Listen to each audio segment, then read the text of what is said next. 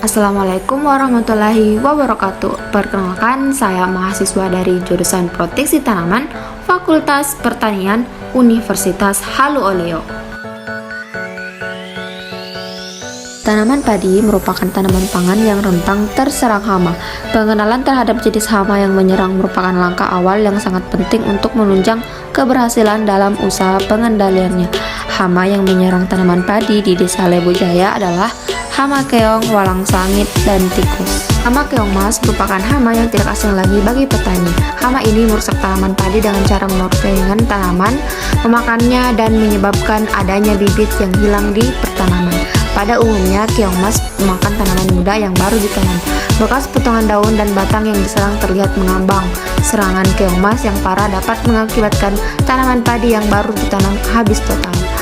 Pengendalian bisa dilakukan dengan cara sistem tagela. Walang sangit merupakan salah satu hama penting yang menyerang tanaman padi sawah.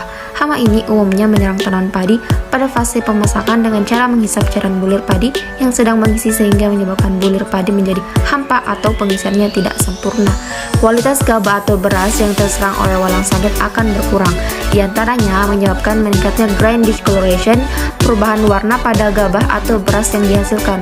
Serangan walang sangit dapat menurunkan produksi dan menurunkan kualitas gabah. Salah satu teknik cara pengendaliannya itu pengendalian dengan menggunakan perilaku serangga. Kakao merupakan komoditas yang diperdagangkan yang memiliki peluang untuk berkembang dan dapat berkembang serta menambah devisa negara. Tanaman kakao terserang berbagai hama. Hama tersebut dapat dilihat dari gejala yang ditimbulkannya. Hama yang menyerang tanaman kakao di Desa Lebojaya yaitu hama tikus, kutu putih, dan semut rangrang. Hama tikus pada buah kakao menyukai hidup di lingkungan semak belukar atau hutan sekunder. Gejala serangan tikus adalah keratan pada buah berbentuk bulat. Biasanya awal serangan dimulai pada pangkal buah. Akibat serangan tikus, buah kakao menjadi kering dan bijinya habis dimakan sehingga tidak dapat dipanen. Tikus menyerang buah kakao dengan cara memakan bijinya pertanaman, terutama pada malam hari. Interaksi hama kutu putih dan semut rangrang. Hama semut rangrang suka memelihara kutu karena kutu mengeluarkan cairan madu yang manis.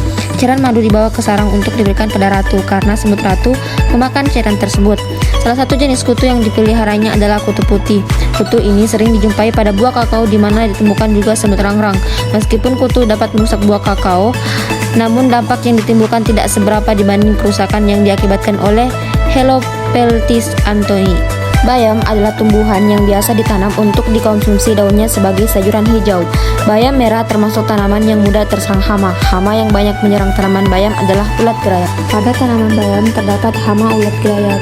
Gejala serangan pada daun berupa lubang-lubang, bekas gigitan pada bagian tengah dan tepi daun. Bila serangan berat, maka hanya tersisa tulang daun-daun saja. Penyebab gejala tersebut adalah ulat daun. Bila serangan hebat, dapat digunakan insektisida sesuai anjuran pakai. Salah satu cara pengendalian hama ulat gelayak pada tanaman bayam ini adalah dengan menyemprotnya pada tanaman. Dan hama di areal pertanaman kacang panjang biasanya tidak sampai menyebabkan kegagalan panen, namun dapat mengakibatkan berkurangnya hasil dan penurunan kualitas kacang panjang yang dihasilkan. Salah satu hama utama tanaman kacang panjang adalah kepik hijau. Hama kepik hijau Nesara viridula adalah salah satu hama utama pada tanaman kacang panjang. Gejala serangan yang ditimbulkan oleh kepik hijau yaitu biji menjadi hitam, busuk, kulit biji keriput, dan bercak-bercak coklat. Kadang-kadang polong kempes, gugur daun, dan bintik-bintik.